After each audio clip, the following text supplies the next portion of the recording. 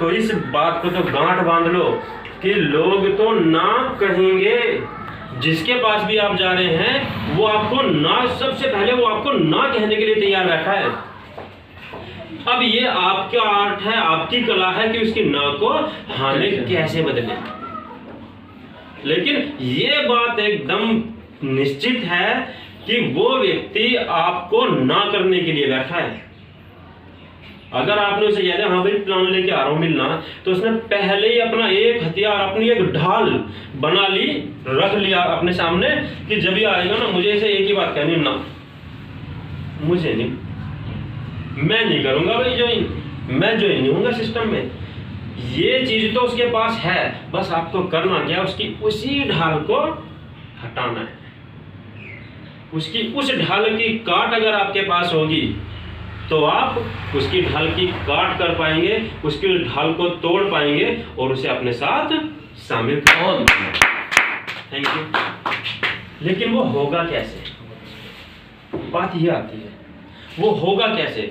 उसके लिए बहुत सारी चीजें हैं। सबसे बड़ी चीज क्या है कि आप जब जिस व्यक्ति के पास प्लान करने के लिए जा रहे हैं तो उस व्यक्ति को प्लान करने के लिए आपको सबसे पहले एक काम करना पड़ेगा कि अपनी पूरी तैयारी करके जाना पड़ेगा।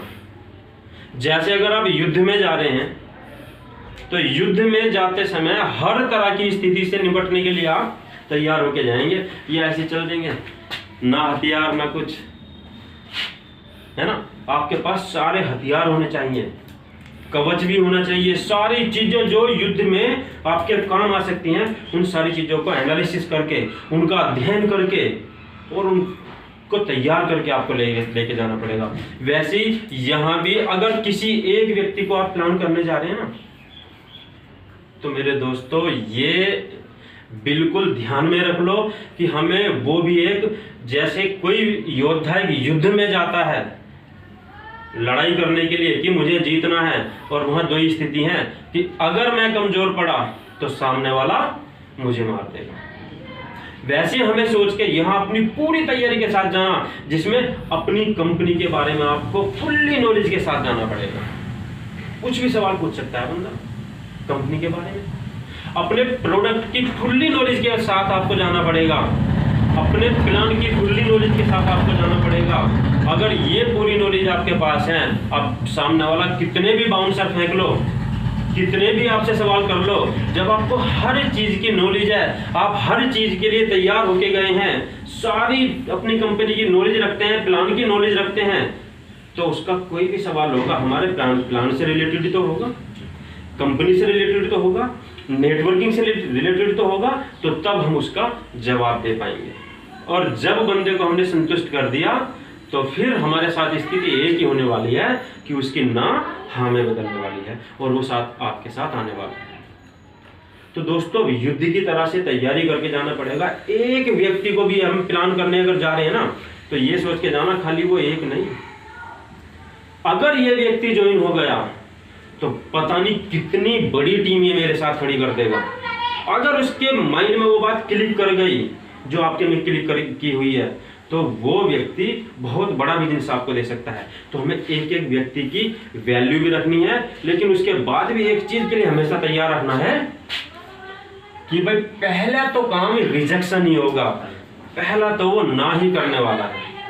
ठीक है। और दोस्तों जितने बड़े बड़े नेटवर्कर हुए, सेल्समैन हुए, बहुत बड़ी बड़ी किताबें लिखी हुई हैं और सबने एवरेज का नियम बताया है। आप कितना ही अच्छा प्लान लेके जाएं, लेकिन रिजल्ट एवरेज में ही आते हैं। 100% लोग आपके साथ ज्वाइन नहीं होंगे, कभी भी नहीं होंगे, रिजल्ट तो एवरेज के आते हैं। और एवरेज पूरी दुनिया का है कि अगर आप 10 लोगों को प्लान दिखा रहे हैं तो इसमें से आपके साथ 1 से 2 ही लोग ज्वाइन होंगे। ये एवरेज है, ये वाकई सच्चाई है। 10 में से 1 या 2 लोग ही आपके साथ ज्वाइन होंगे। अब वो हमारे प्लान की और बढ़िया खूबी है कि यहाँ रिजल्ट हमारे इस 1 या 2 से ज्यादा आ जाते हैं। बिल्कुल बिल्कुल, वो खूबी है हमारे प्लान की, वो खूबी है हमारे प्लान बनाने वाले सरदार संतोष सिंह जी की, वो खूबी हमारी HHI की। तो दोस्तों HHI एक ऐसा प्लेटफॉर्म आपको मिला है कि दुनिया का जो एवरेज है ये उस एवरेज को फेल करता है।